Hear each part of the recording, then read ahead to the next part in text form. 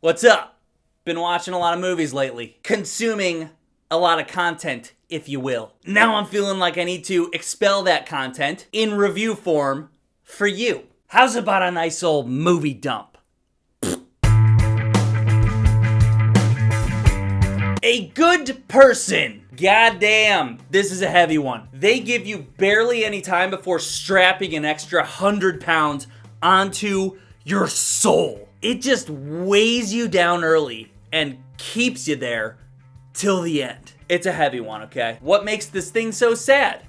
Well, I'm glad you asked. Florence Pugh is engaged to this guy, and while driving to go wedding dress shopping with her future sister-in-law and her husband, they get involved in a car accident, leaving Florence as the only survivor.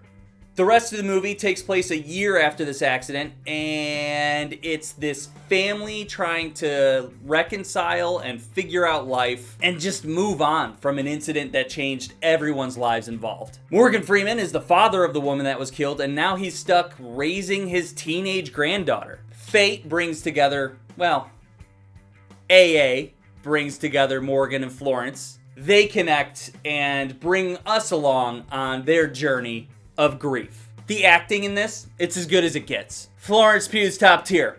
Morgan Freeman's top tier. He's still got it, by the way. This dude's like in his 80s. Still a great actor. There's nothing but uncomfortable conversations and scenarios that these characters have to navigate through. And it's these actors that make the whole thing work. Zach Braff wrote and directed this movie. How about that? He hasn't made a lot of movies, but yes, this is his best work. Yep.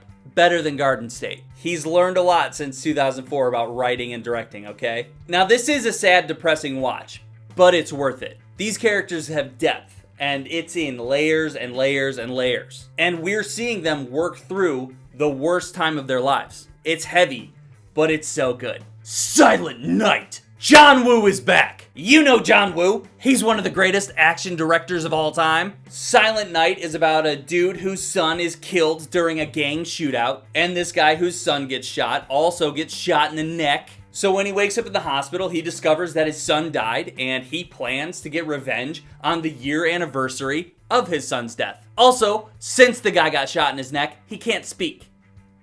He's silent. Silent Night.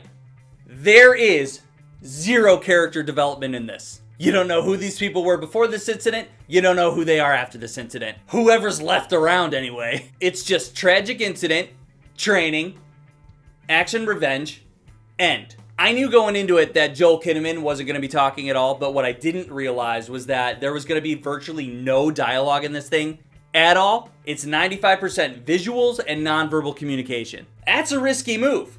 But John Woo is a great director. So it's just as little story as possible, and the visuals are cranked up. The best part of this thing is the editing. The cuts are fantastic, and the camera work moves everything along very well. The action is great, and I loved the training and build up to the final showdown. Joel Kinnaman is the fucking man, and it sucks that he's not more of a well-known action star. If you know UFC at all, Joel is like the Cub Swanson of action movies. He always does a fantastic job, but he never quite made it to the top, you know? I like Silent Night a lot. It's not as good as John Wick, but it's a lot better than other action revenge movies out there. If you want to see a more realistic version of this plot that has a great character arc, check out the movie Death Sentence. I like that way more than I like this. Someday I will talk about Death Sentence. I just can't decide if I want to do a deep dive on it for how much I love it.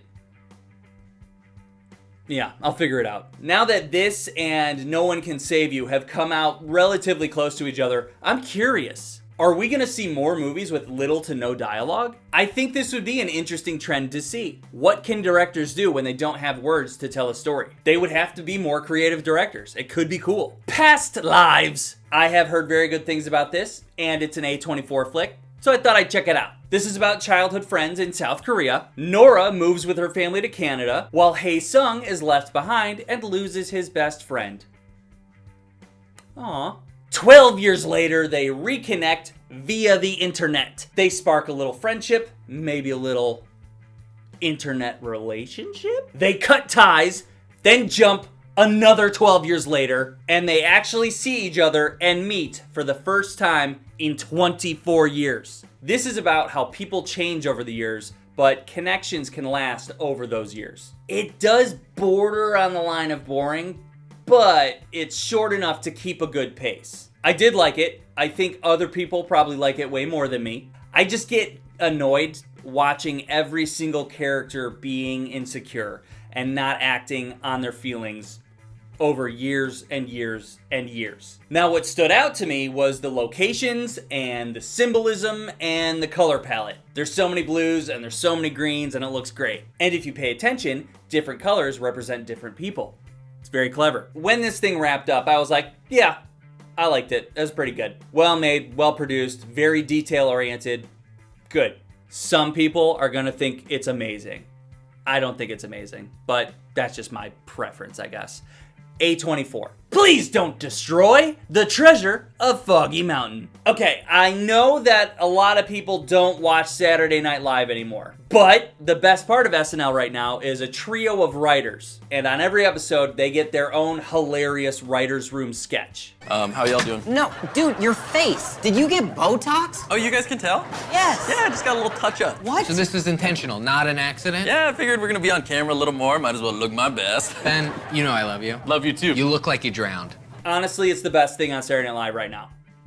No question. Now they have their own movie on Peacock. This is a movie about three friends that unknowingly found a treasure map when they were kids, and now they realize what it is. So they go on a treasure hunt. Straight up, I laughed my ass off the entire movie. Not only are these dudes just firing off jokes constantly, but even individually, these guys are naturally funny on their own. For sure, there's an overarching story, but it's just a lot of like mini sketches, I'd say. These dudes are on SNL, so they have access to celebrity cameos. For example, Conan O'Brien is this guy's dad, and the narrator for this thing is John fucking Goodman. As far as the treasure hunt scenario goes, they take that familiar plot that we've seen before and they pivot it into an unexpected direction. And it is funny as shit. Good comedy if you're looking for a good laugh. Indecent Proposal. That's right, the 1993 classic starring Woody Harrelson and Demi Moore. He's an architect and she is a real estate agent. But somehow they've fallen onto hard times because of a recession in the early 90s?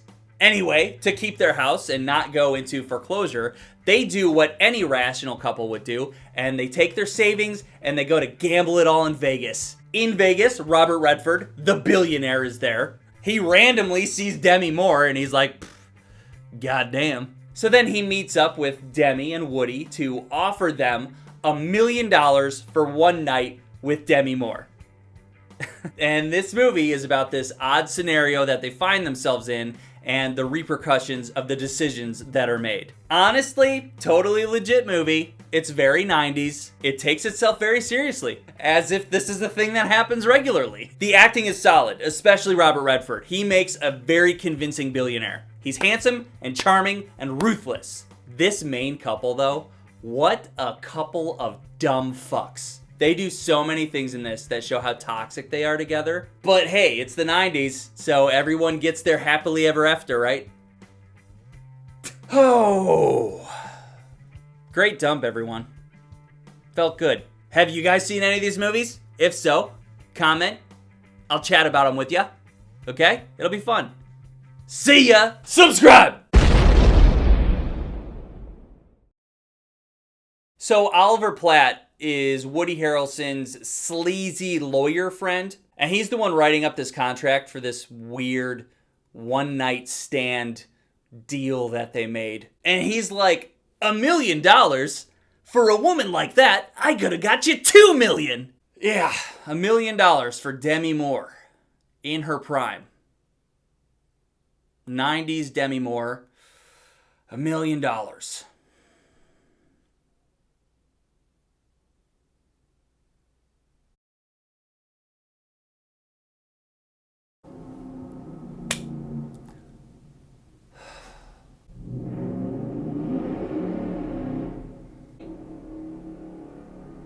Are we racing outside? What the fuck?